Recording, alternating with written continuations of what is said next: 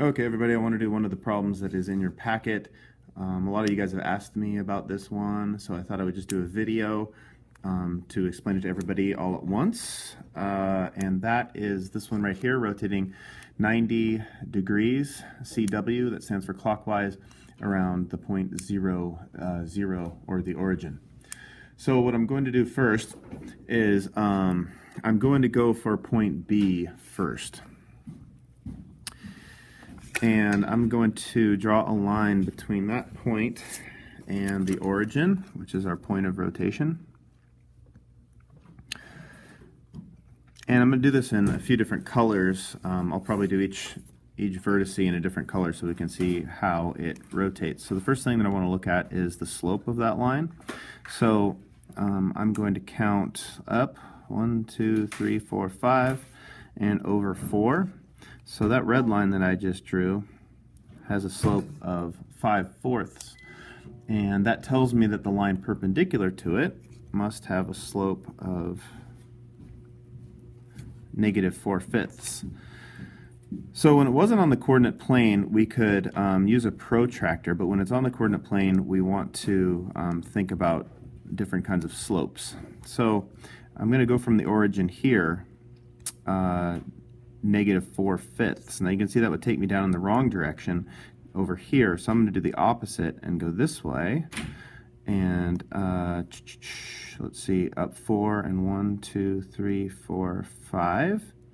And I'm going to put a dot here. So if this is 5/4, this has to be -4/5. So you can see going down 4 and right 5 is the same as going up 4 and left 5. And then I'm going to make a dot between those 2 points. That looks a bit like that.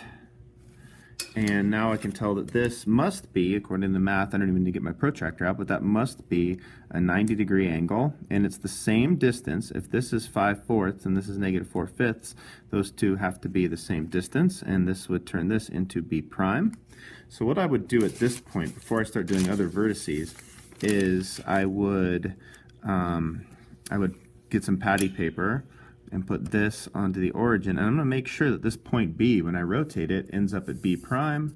And let's see here, so B to B prime, and you can see that it lines up perfectly. So it'd be pretty easy for me here to go ahead and fill in the other 2 vertices of the triangle, or I could draw more 90-degree angles with the origin and see if that works, which is what I'm going to do, just so we can practice that a little bit. So let's do it for point A.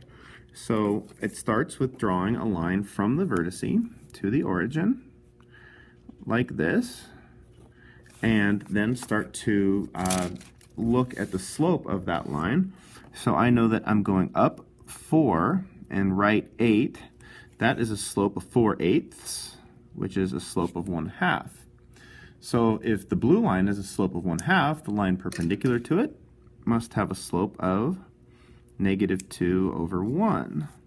So from here, to get a line perpendicular to this, I would have to go down 2 and over 1. But I want it going up in this direction. So down 2 and right 1, the opposite of that is up 2 and left 1. And that line is going to go in this direction and make a 90-degree angle right there.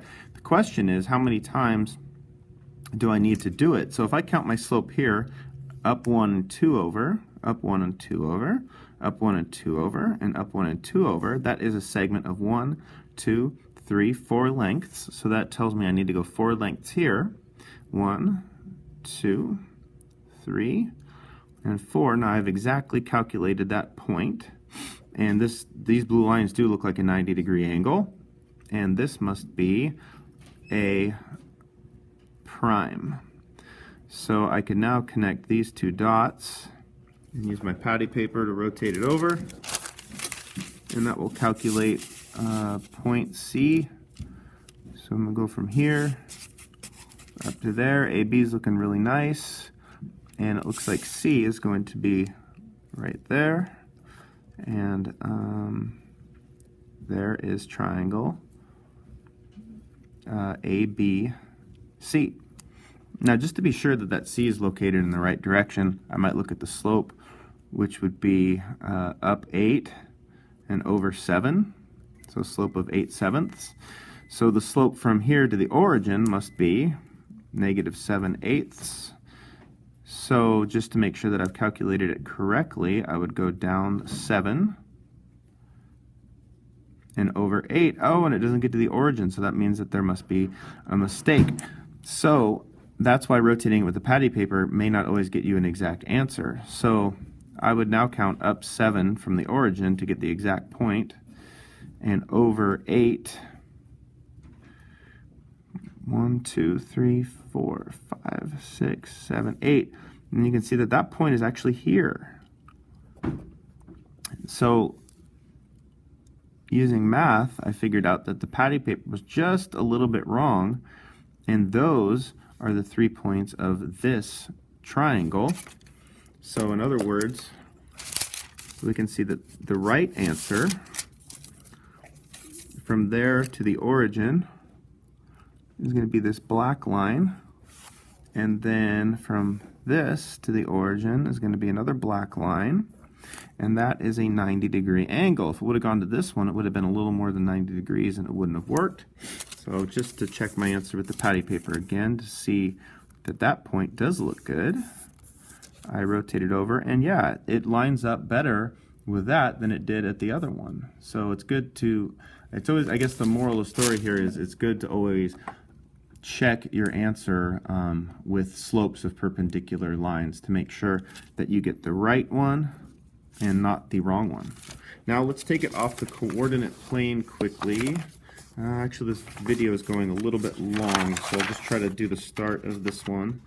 If they get to be over 10 minutes, sometimes they don't upload to YouTube correctly. But I was going to look at this one here. So with this one, what I want to do is make a line from P to T,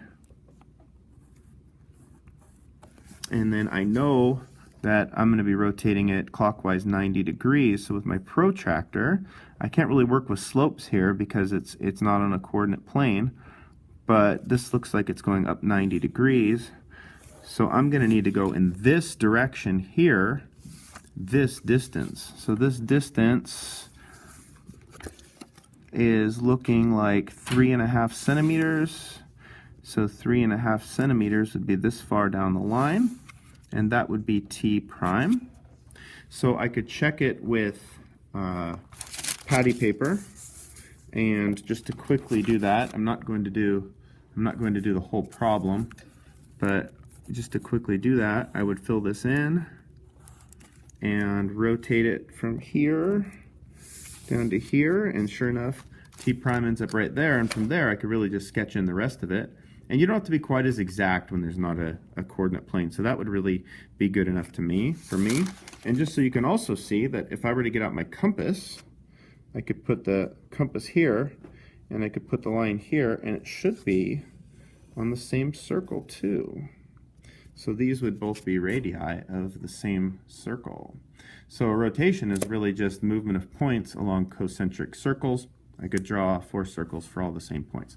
Hopefully that was a little bit helpful.